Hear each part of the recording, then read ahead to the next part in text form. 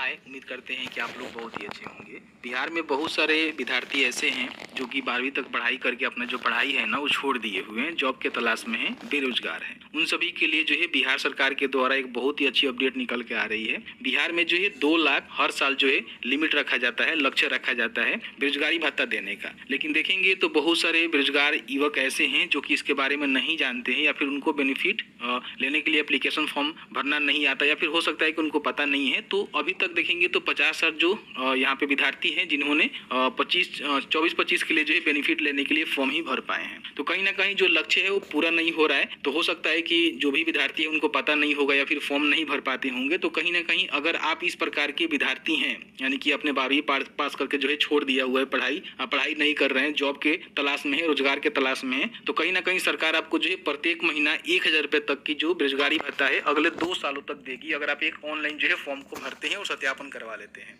इस वीडियो में जो है पूरी जानकारी बताएंगे कैसे जो है फॉर्म को भरना है, किस तरह से सत्यापन होता है और किस तरह से आपको जो है बेनिफिट मिल पाता है आते हैं और इसका बेनिफिट उठाना चाहते हैं तो बड़ी आसानी से यहीं से जो है ऑनलाइन आवेदन कर सकते हैं। ऑनलाइन आवेदन कैसे करना है उसकी जानकारी हमने आगे बताया हुआ है। लेकिन यहाँ पे देखेंगे तो अभी जो है जो भी यहाँ पे पेपर है ना उसके माध्यम से जानकारी निकल के आया हुआ है कि लगभग जो है 24-25 में देखेंगे यहाँ पे बताया गया है कि 24-25 वित्तीय वर्ष में 2 लाख जो मतलब बेरोजगार युवा हैं जिनको जो है रोजगार ढूंढने के लिए 1,000 रुपये तक की भत्ता देने का लक्ष्य रखा गया था। लेकिन देखेंगे तो लगभग जो है 50,000 ही ऐसे आवेदन है जो कि इस वित्तीय वर्ष में जो है देखने को मिला हुआ है, यानी कि 2 लाख जो युवा हैं उनको जो है बेनिफिट यहाँ पे देना है।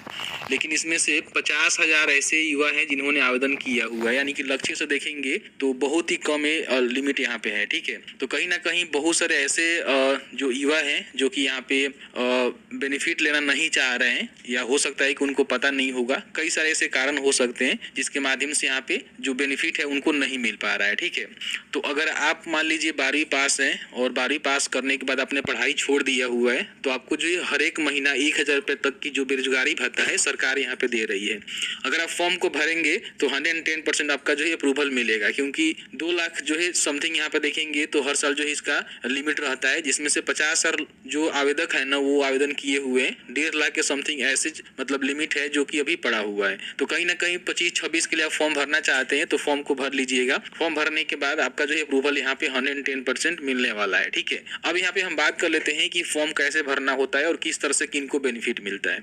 उसके लिए आपको जो है easy2net.com सर्च करना है, यहाँ से इसको ओपन कर लीजिएगा। यहाँ पे देखेंगे तो सरकारी योजना में जो है बिहार बेरोजगारी भत्ता अप्लाई ऑनलाइन का जो है लिंक यहाँ पे देखने को मिलेगा। लेट से आएंगे तो यहाँ पे आपको देखने को नहीं मिलेगा, तो आप यहाँ पे सर्च कर लीजिएगा, नहीं तो वीडियो का जो डिस्क्रिप्शन बॉक्स है उसमें हमने लिंक दिया हुआ है, क्लिक करके सीधे ये वाला पोस्ट पे आ सकते हैं।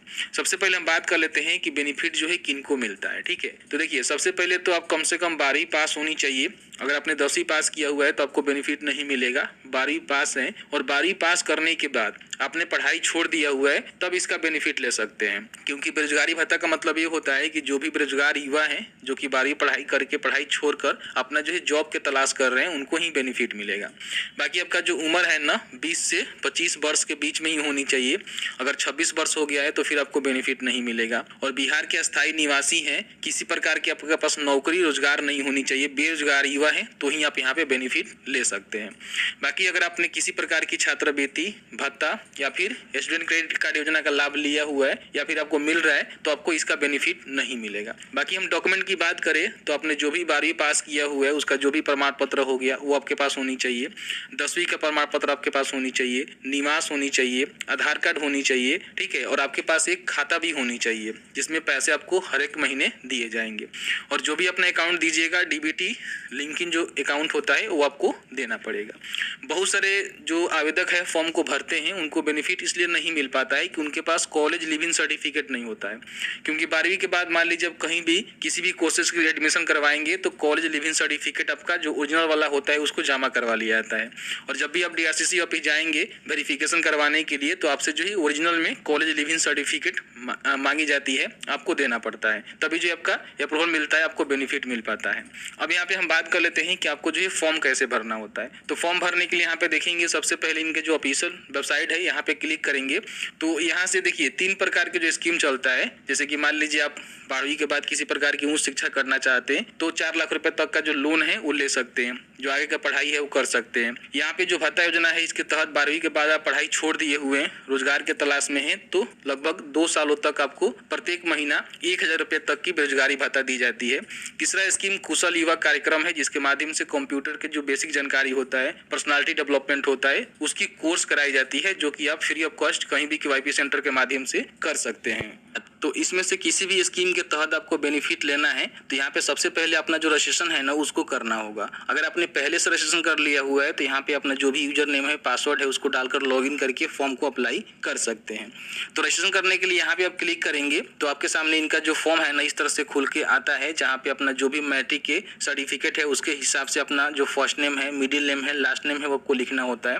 यहाँ पे जो है अपना ईमेल ID देना होता है, आधार नंबर यहाँ पे लिखेंगे और आधार में जो भी मोबाइल नंबर लिंक है, ठीक है, वो यहाँ पे आपको दर्ज करनी है और सेंड OTP के बटन पर क्लिक करेंगे तो OTP जाएगा, वेरिफिकेशन करके इसका जो फॉर्म है ना वो भरना होता है। फॉर्म कैसे भरना होता है उसके लिए हमने वीडियो बना दिया हुआ है, चेकआउट कर सकते हैं किस तरह से फॉर्म को भरना होता है। फॉर्म भरने के बाद क्या होता है कि इनका जो भी DRCC ऑफिस होता है वहाँ पे जाकर आपको वेरिफिकेशन करवाना होता है, अपने डॉक्यूमेंट का सत्यापन करवाना होता है। फिर वहाँ से अप्रूवल मिलने के बाद, ठीक है, आपका जो है स्कीम अगर अप्रूव हो जाता है तो फिर हर महीने के 1 से लेकर 10 तारीख के बीच में एक मैसेज आपको करने होते हैं और उसी मैसेज के आधार पे आपको प्रत्येक महीना 1000 रुपये तक की जो बेरोजगारी भत्ता है आपके खाते में सरकार के द्वारा ट्रांसफर की जाती है। क्योंकि इसका जो लिमिट है वो फुल नहीं हो पा रहा है, तो कहीं ना कहीं अगर कोई भी